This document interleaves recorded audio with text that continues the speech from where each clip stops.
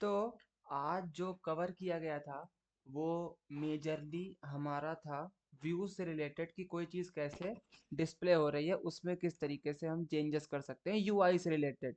तो एक जो हमने सबसे पहले भी जैसे हमको यहाँ पे लिस्ट पहले अलग तरीके से दिखती थी, केवल टाइटल मतलब केवल यहाँ पे नेम दिखाई पड़ता था। किसी की डिटेल यहाँ पे अलग तरीके से दिखाई पड़ती थी, सारे मतलब रहते थे इस तरीके से टैब लैग स्ट्रक्चर नहीं होता था। ये सब यहाँ पे सर्च में बाय डिफ़ॉल्ट एक फ़िल्टर है, ग्रुप बाय पहले से, ये सब चीज़ें आज हम लोगों ने किया था। तो अब इसके बारे में फटाफट रिवीजन अगर करना हो तो इस पे जाने की ज़रूरत है नहीं मेरे हिसाब से, डॉक्यूमेंटेशन पे। सबसे पहले तो ये चीज़ पता ही है कि अगर हमको जैसे हमने दो चार चीज़ें जो कुछ पता चली। जैसे पहली चीज़ तो ये है कि फाइल नेम मैटर नहीं करता है। मैटर ये करता है किस मॉडल में अपडेट कर रहे हो, यानी किस टेबल में अपडेट हो रहा है डेटाबेस की।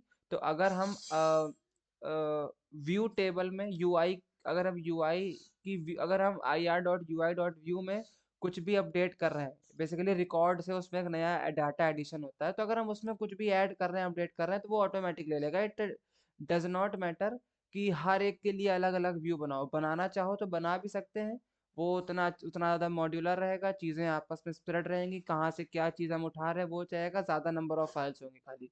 तो वो एक खुद का चॉइस है कि हमें कैसे रखना है, कि हम एक्ट विंडो के सारे एक्शंस एक जगह पे रख सकते हैं। सर्च के लिए जो भी लिखना है वो हम एक जगह पे लिख सकते हैं, इस तरीके से करके। तो फाइल बस केवल वो फाइल को हमारी मैनिफेस्ट में होना चाहिए, ठीक है, और मेन्यूज के पहले लोड होना चाहिए, बस। अब जैसे यहाँ पे हमने एक एक्शंस के बारे में तो हमने पहले देख चुका था कि हमने एक्शन विंडो में जो कि किसी चीज़ को डिस्प्ले करता है, ठीक है, तो वो उसका टाइटल क्या होगा, ठीक है, उसका उसकी प्रॉपर्टी क्या रहेगी, मतलब बेसिकली किस टेबल से या किस मॉडल से वो रिसोर्स उठाएगा और किस फॉर्म में दिखाएगा। तो लिस्ट और कानबान में, तो ये जो हमको यहाँ दिखाई पड़ता है ये लिस्ट व्यू, ये कानबान व्यू। तो यहाँ पे देखो टाइटल एज अ प्रॉपर्टीज है, ये हो गया है हमारा एक्शन मॉडल।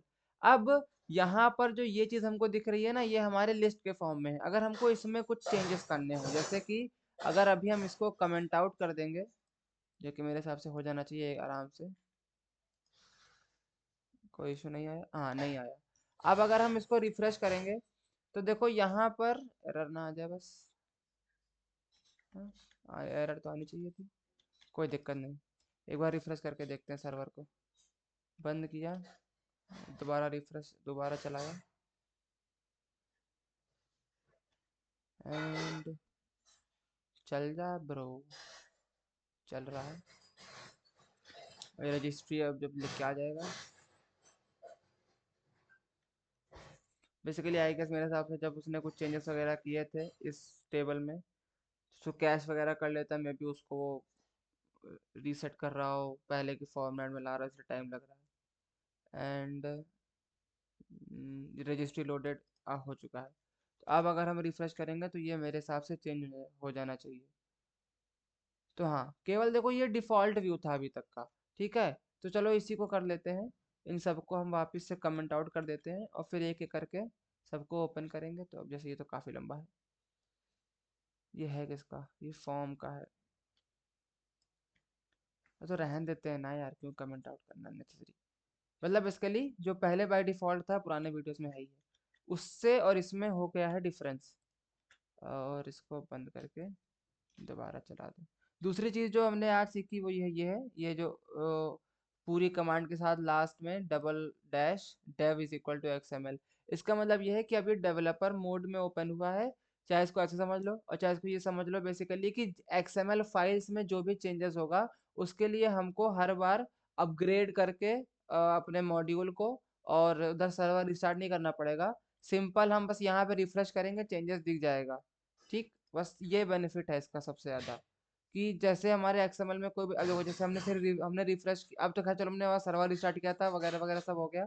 अगर अभी हम यहाँ पे, अब जैसे यहाँ पे देखो ये है, अब इस पे बताते समझ में आ जाएगा। और जैसे ये लिस्ट व्यू में केवल नाम दिख रहा था, तो हमने बताया कि एक रिकॉर्ड ऐड कर दो जिसकी एक आईटी है और उसको ir.ui.view में ऐड करना है। उसका नाम देना है, ये हमने कुछ भी दे दिया कि मॉड्यूल का नाम, उसमें किस एक्शन विंडो पे हम अपडेट कर रहे हैं, उसमें किस व्यू को अपडेट कर रहे हैं, लिस्ट को। ये कन्वेंशन को फॉलो करो, नहीं जिस तरीके से याद रहे वैसे लिखो। फिर हम किस मॉडल से डेटा उठाएंगे, तो हम estate.property डेटा estate.property मॉडल का डेटा उठा रहे हैं, या फिर बेसिकली सिंपल कह लो कि किस मॉडल से कनेक्टेड है, तो वो स्टैंडर्ड प्रॉपर्टी मॉडल से कनेक्टेड है। आर्च मतलब होता है आर्किटेक्चर की। अब हम यहाँ पे कुछ एक खुद का क्रिएट करने जा रहे हैं, ठीक। Type is equal to XML, हम इसके अंदर एक्सएमएल, हम इसके अंदर एचटीएमएल भी लिख सकते हैं, तो यहाँ एचटीएमएल लिखते हैं, बट हमने एक्सएमएल लिखा हुआ है, तो हमने यहाँ पे type is equal to XML दिया। अब इसके अंदर हमने एक्सएमएल ही लिखा है। क्या लिखा है? हमने कहा लिस्ट।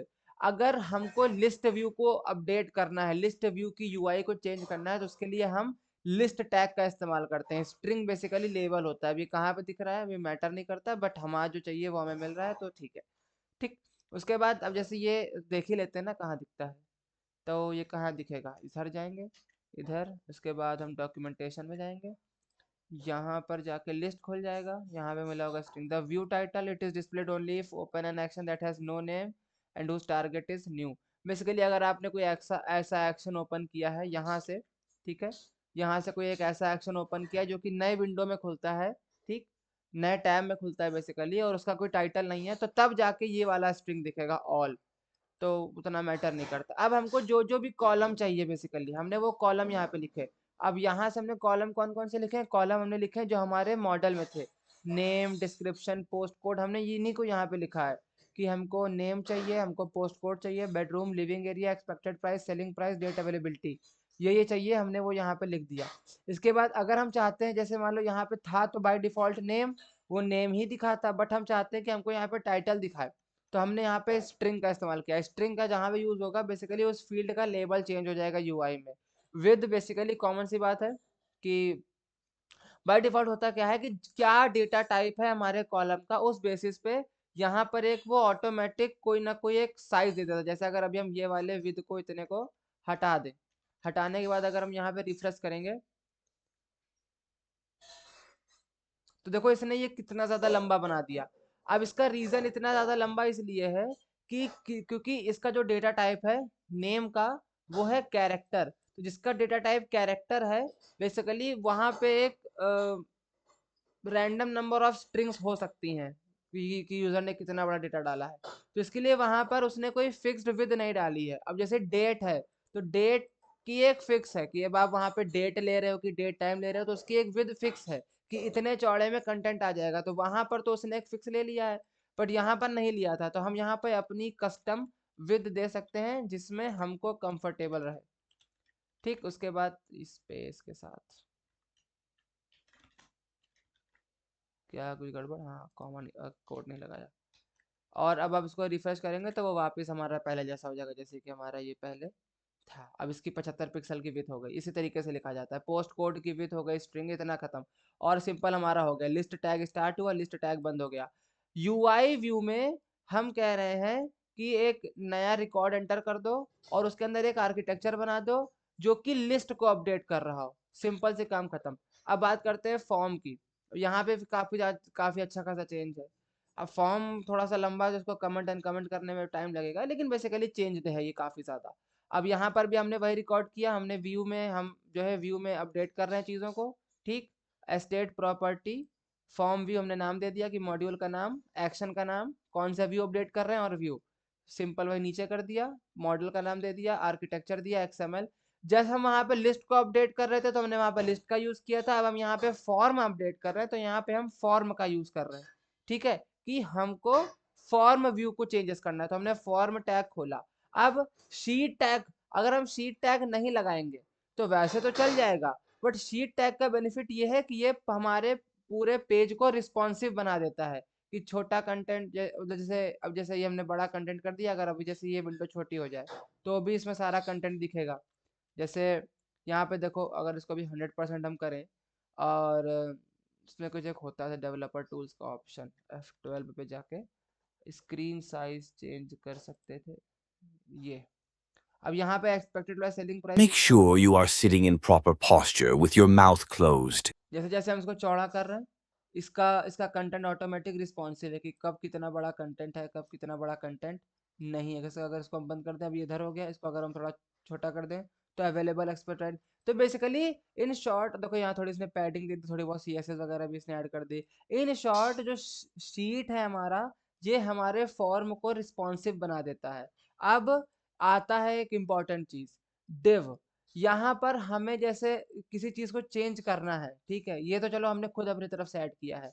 अगर इसमें कुछ जैसे यहाँ पे टाइटल को, डिस्क्रिप्शन को, ऐसा कुछ भी अगर हमें चीजें को ऐड करना है, चेंज करना है, तो उसके लिए हम लोग div का इस्तेमाल करते हैं और एक रिजर्व्ड क्लास देते हैं। मतलब ये जो क्लास है ओई टाइटल, अब ओई का मतलब वैसे तो उडू इंटरप्राइज ले सकते हैं, उडू का पहले नाम ओपन ईआरपी था, तो इसलिए ओई वहां से भी आया हो सकता है, कहीं से भी आया हो। नाम ये होता है कि अगर हमें टाइटल को चेंज करना है तो हम एक div बनाएंगे और div को क्लास देंगे ओई टाइटल। उस div के अंदर जो कुछ भी कंटेंट होगा वो चीज हमारे टाइटल में अपडेट हो जाएगा। तो हमने एक div बनाया जिसमें हमने क्लास दिया ओई टाइटल और उसमें हमने एक h1 हेडिंग ली और जिसके अंदर वैल्यू है field name is equal to name. मतलब कि ये जो भी हमारा स्टेट प्रॉपर्टी का ये जो नेम था फील्ड, ये जो चीज है यही आ जाएगी यहाँ पे सामने। अब जब यहीं पे सामने आ जाएगी तो जैसे हमारा ये हाउस है तो यहाँ पे टाइटल एज अ हाउस है, यहाँ पे हमारा जो है जो उसका नेम विला है तो यहाँ पे टाइटल एज अ विला है। इसके बाद आ जाता है ग्रुप का। ये कुछ इंपॉर्टेंट जो हमें ध्यान रखना चाहिए कि एक शीट लगाने से रिस्पॉन्सिव होता है, ग्रुप लगाने से क्या होता है, ग्रुप लगाने से हम कंटेंट को स्ट्रक्चर कर सकते हैं अलग अलग कॉलम्स में। ठीक है, जैसे हमने एक पहला ग्रुप बनाया तो एक कॉलम बन गया, ठीक। अब उसके बाद एक कॉलम इधर बन जाएगा, अगर हमने दोबारा ग्रुप लगाया तो एक कॉलम इधर बन जाएगा। अब ऐसे बाय डिफॉल्ट एक ग्रुप में दो कॉलम होते हैं। तो जब हम अब तो जैसे हमने एक वाला ग्रुप बनाया तो समझ लो कि यहाँ पर एक ऐसे कॉलम बन गया, ठीक है। उसके बाद हमने दूसरा ग्रुप बनाया। अब ये जो पूरा ग्रुप था इसके अंदर ये दो दो ग्रुप्स हैं, तो इस वाले ये जो पहला वाला कॉलम था इसके अंदर डेटा जाएगा। अब इसके अंदर कौन सा डेटा गया है, इसके अंदर डेटा गया है एक फील्ड जिसका नाम है पोस्ट कोड, यानी कि मॉडल की पोस्ट कोड फील्ड गई है, और दूसरा गया है डेट अवेलेबिलिटी जिसका लेबल है अवेलेबल फ्रॉम। तो हमें ये चीज हमारा कंटेंट है, यानी कि ये दोनों प्रॉपर्टीज जो है यहाँ से पोस्ट कोड और डेट अवेलेबिलिटी ये हमको यहाँ पर दिखाई पड़ रही है। फिर हमने दूसरा ग्रुप बनाया। जो पहला वाला ग्रुप था वो जो आउटर ग्रुप था उसके कॉलम वन में चला गया। जो जो दूसरा वाला ग्रुप है वो इसके कॉलम नंबर टू में चला जाएगा। I guess C O L is equal, या फिर हम सी ओ एल दे सकते हैं 2 3 4 कि हमें कितने कॉलम चाहिए। वो तो रिक्वायरमेंट के हिसाब से है, बाकी डॉक्यूमेंटेशन तो हमें हमेशा है रेफरेंस के लिए, ठीक। उसके बाद फिर ये नेम हो गया हमारा, फील्ड नेम, और ये अब ये हमारा देखो दूसरे ग्रुप में आ गया। अब इस फील्ड की जो भी हमने प्रॉपर्टी सेट करी थी, जैसे यहाँ पे अगर हम आए, सेलिंग प्राइस को हम रीड ओनली है, इसको हम चेंज नहीं कर सकते, कॉपी वगैरह नहीं होगा, वो सब चीजें भी इस पे काम करेंगी। तो ये हो गया हमारा ग्रुप, ठीक। डिव, हमें कुछ एक स्पेसिफिक चीजें चेंजेस करनी है तो उसके लिए उसकी रिजर्व्ड क्लास है, उसी क्लास का डिव बना के उसमें चेंजेस करना पड़ेगा। ग्रुप कैटेगराइजेशन के लिए करना होता है, और ये लेबल्स को ऑटोमेटिकली रेंडर कर देता है। जैसे यहाँ पे हमने दे रखा है स्ट्रिंग अवेलेबल फ्रॉम, बट यहाँ पर हमने केवल नेम दे रखा था स्मॉल पी, इसने इसको ऑटोमेटिकली कैपिटलाइज कर दिया। तो उडू ये बैकग्राउंड में करता है कि जो ग्रुप के अंदर जो भी फील्ड होगी अगर हम उसमें कोई लेबल या स्ट्रिंग एट्रीब्यूट अपनी तरफ से नहीं देंगे तो जो भी हमारी फील्ड का नाम होगा वो उसके पहले लेटर को कैपिटलाइज कर देगा, उसमें जो भी अंडरस्कोर है उसकी जगह पे स्पेस डाल देगा, तो बढ़िया से काम कर जाएगा। इसके बाद आ जाता है जैसे अब ये टैब अगर हमको ऐसे और चाहिए तो ये, और यहाँ पे ये एक पूरी नोटबुक है, ये पूरी नोटबुक है, उसमें से जो डिस्क्रिप्शन है ये उसका एक पेज है। तो हमने एक नोटबुक बनाया, नोटबुक के अंदर हमने एक पेज बनाया और उस पेज का टाइटल या उस पेज का लेबल हमने दे दिया है डिस्क्रिप्शन। उसके अंदर हमने एक ग्रुप बनाया कि सब कुछ एक कॉलम में आ जाए, मतलब ऑटोमेटिकली। अब ऐसे क्या होगा, कोई चीज इधर उधर भाग सकती है, ऐसे हम कैटेगराइज कर सकते हैं ना। अब जैसे मान लो यहाँ पे हम दे दिया कि जो है डिस्क्रिप्शन बेड, अब जैसे यहाँ पे, अब देखो जैसे यहाँ पे चलो सिंगल एक ही है तो यहाँ पे पूरे घर का डिस्क्रिप्शन है। ऊपर में हमने पहले मॉनिटरी इन्फॉर्मेशन अलग कर दी, और उसके अलावा जो अदर इन्फॉर्मेशन है कि पोस्ट कोड क्या है, अवेलेबल कब से कब तक है, वो चीज़ हमने अलग दिखा दिया। तो इससे बेनिफिट हमारा ये हुआ कि हमारा चीज़ें कैटेगराइज हो गई। एक कैटेगरी का डेटा एक जगह पे अलग पड़ा हुआ है तो हमको बेसिकली ये एक तरीके से हमारी यूआई इम्प्रूव्ड है कि हमको जो डेटा चाहिए वो हमारा अलग अलग है, ठीक। आपस में खिचड़ी नहीं बनी है। उसके बाद जब हमने एक नोटबुक बनाया, नोटबुक के अंदर ये नीचे का सेक्शन, जैसे ये चीज़ खत्म हुआ, मतलब पहले तो एक टाइटल अपडेट हुआ, फिर एक ग्रुप बना, ग्रुप के अंदर दो कॉलम गए, उसके बाद फिर पहले कॉलम में कुछ डेटा गया, दूसरे कॉलम में कुछ डेटा गया, उसके बाद फिर एक हमने नोटबुक बना दी, नोटबुक के अंदर एक पेज चला गया, उस पेज का टाइटल होगा डिस्क्रिप्शन। उसके बाद हमने जो भी हमको फील्ड चाहिए थी वो सब हमने यहाँ पर ऐड कर दिया। डिस्क्रिप्शन फील्ड, ये डिस्क्रिप्शन लेबल है, ये डिस्क्रिप्शन हमारी फील्ड है जो हमारे मॉडल में है। और उसके बाद करने के बाद सब काम हो गया और हमारा जो है फॉर्म तैयार हो गया। अब उसके बाद आ जाते हैं हमारा क्या, ये अब जैसे हमारा लिस्ट हो गया, हमारा फॉर्म हो गया, अब हमारा आता है सर्च ऑप्शन। बाय डिफॉल्ट अगर अभी हम सर्च को बंद कर दें, ठीक, ऐसे करके, ऐसे, कौन सी एरर आई सर?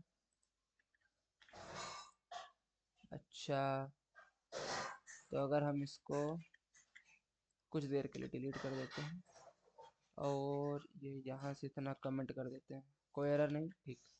अब वैसे तो खैर अभी इसको मेरे हिसाब से हो सकता है सर्वर चलाना पड़ जाए, क्यों पता नहीं, हाँ चलाना पड़ेगा। तो कौन सा मेहनत करनी है धक्का वक्का मारना, हम सर्वर को बंद करेंगे और दोबारा रन कर देंगे।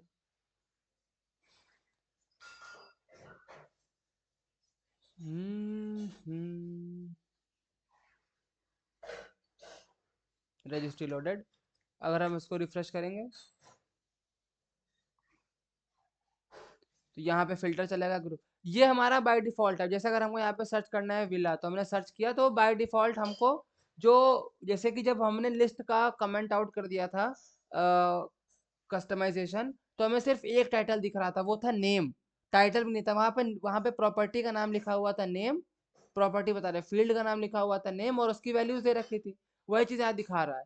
अब अगर अगर हमको यहाँ पे बेडरूम में या एक्सपेक्टेड प्राइस में जैसे फिल्टर करना हो, तो अगर हम 1500 करके डालेंगे 1500, तो नेम में तो वो कॉमन सी बात है, सर्च नहीं करेगा।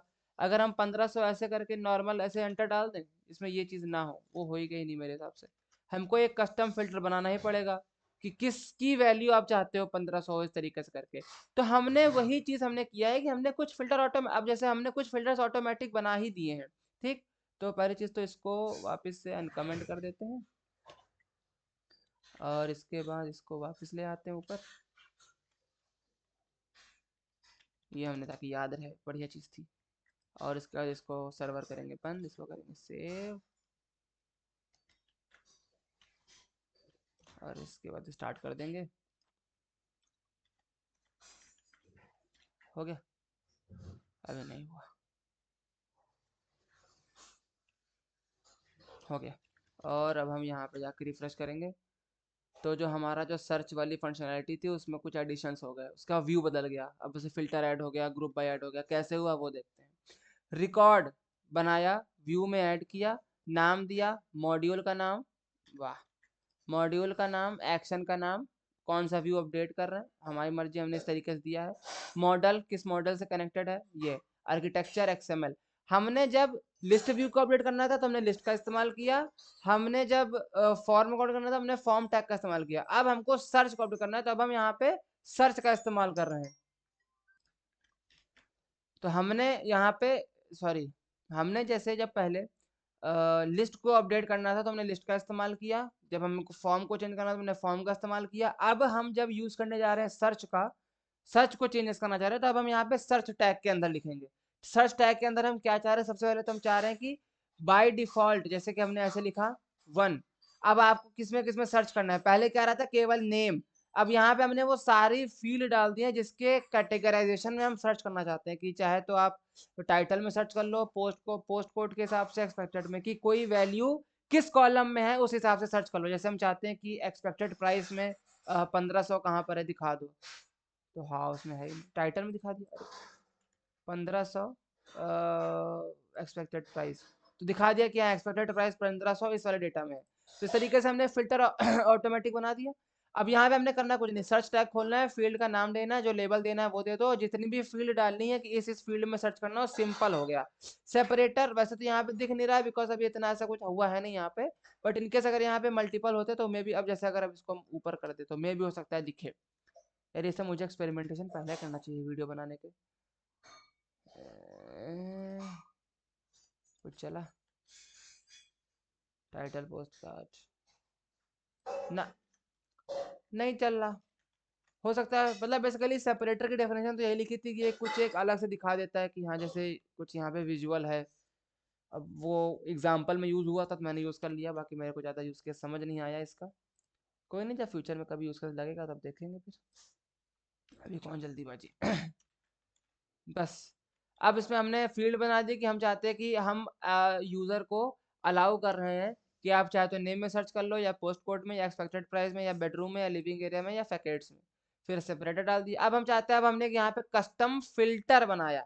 कस्टम फिल्टर के लिए कुछ नहीं, फिल्टर टैग का इस्तेमाल करो, जो नाम देना हो दे दो, ठीक है। जो जो डेटाबेस में स्टोर होगा, स्ट्रिंग जो लेबल चाहते हैं वो दे दो। डोमेन एक इंपॉर्टेंट चीज है, जिस तरीके से हम एसक्यूएल में सेलेक्ट एस्ट्रिक करके वेयर क्लॉज लगाते थे और वेयर में कंडीशन लिखते थे, वही काम हम यहाँ डोमेन में लिखते हैं। लिखने का तरीका अलग है। वेयर क्लॉज में क्या होता था, हम सिंपली कॉलम का नाम लिखते थे, ऑपरेटर लगाते थे, वैल्यू लगा देते थे कि जहाँ पे इसकी वैल्यू ये हो।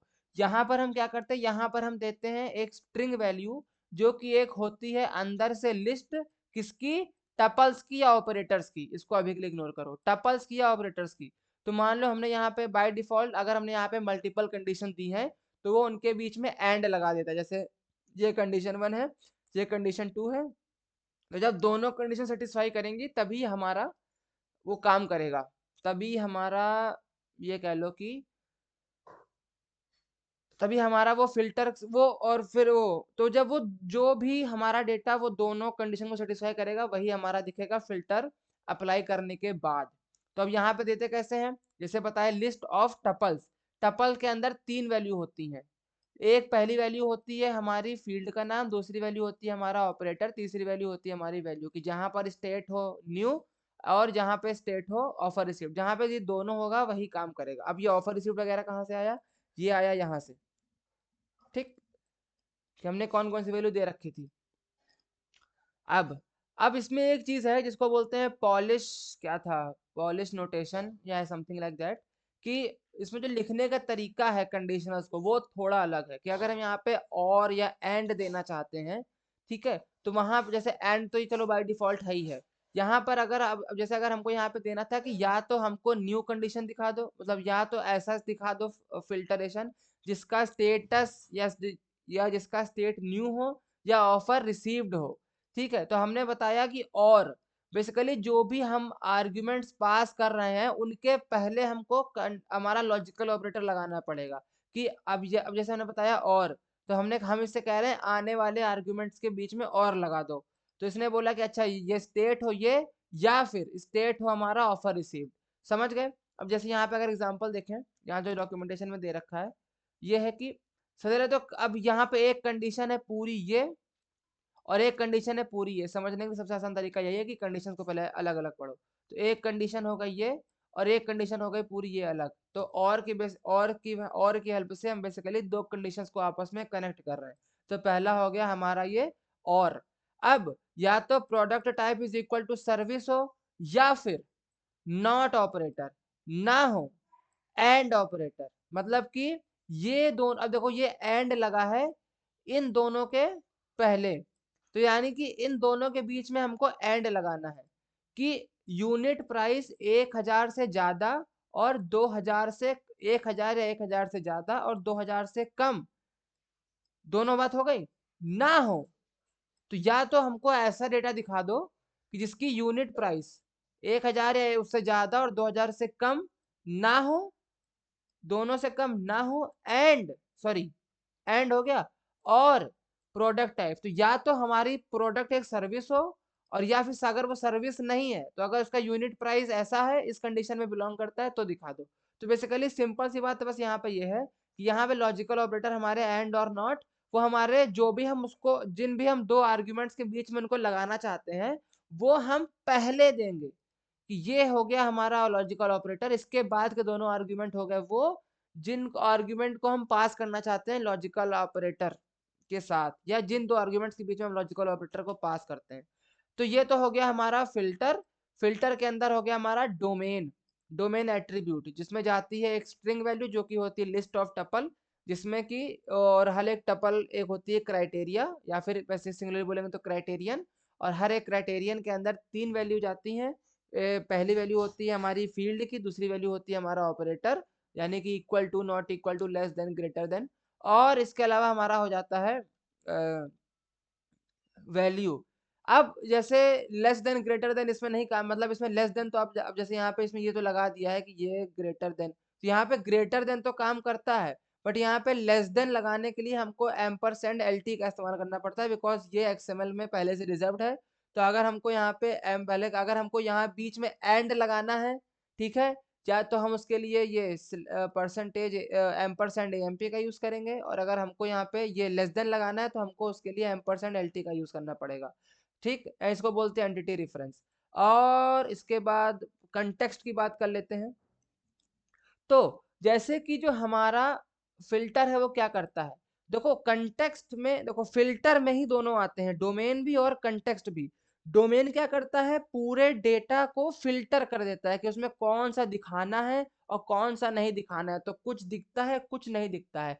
कंटेक्स्ट क्या करता है, कंटेक्स्ट उसको एक तरीके से स्ट्रक्चर प्रोवाइड कर देता है कि इस तरीके से दिखाओ। बेसिकली इसका इस्तेमाल होता है ग्रुप करने में, कि किसी एक कंडीशन के बेसिस पे पूरे डेटा को ग्रुप कर दो। ठीक, अब जैसे यहाँ पे एक हमने पहले ग्रुप बनाया जिसका कॉमन सी बात थी कि वो कॉलम में डिवाइड कर देता है।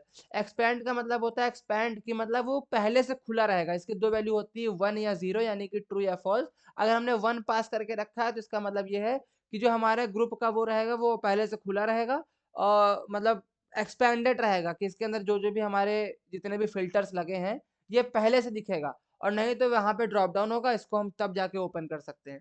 उसका लेबल हो गया ग्रुप बाई, फिल्टर का लेबल दिया, नाम दिया। कंटेक्स्ट में अब यहाँ पे डोमेन में एक स्ट्रिंग वैल्यू जाती है जो कि एक होती है लिस्ट ऑफ टपल्स, और कंटेक्स्ट में एक स्ट्रिंग वैल्यू जाती है जो कि एक होती है डिक्शनरी, जिसकी एक की होती है ज्यादातर इमीडिएटली यूज, वो होती है ग्रुप बाई। हम बस उसको बताते हैं कि देखो नाम है पोस्ट कोड, और क्योंकि हम यहाँ पे ग्रुप बाई में अपडेट कर रहे हैं, ठीक है, क्योंकि फिल्टर में हमने दे रखा है कंटेक्स्ट और कंटेक्स्ट में हमने ग्रुप बाई दे रखा है, तो वो ऑटोमेटिक कहाँ पे अपडेट करेगा इसको, वो यहाँ पे डाल देगा उस कंटेंट को ग्रुप बाई में। ग्रुप बाई में डालने के बाद हम किस तरीके से आते हैं, अब देखो इसके कोई नेसेसिटी नहीं है कि हम यहीं से ही करें। हम यहाँ पे ऐड कस्टम ग्रुप करके मान लो हम चाहते हैं कि जैसे यहाँ पे है एक्सपेक्टेड प्राइस, तो एक्सपेक्टेड प्राइस के बेसिस पे हम यहाँ पे ग्रुप कर दें। कहाँ है भैया एक्सपेक्टेड प्राइस, तो दिख ही नहीं रहा।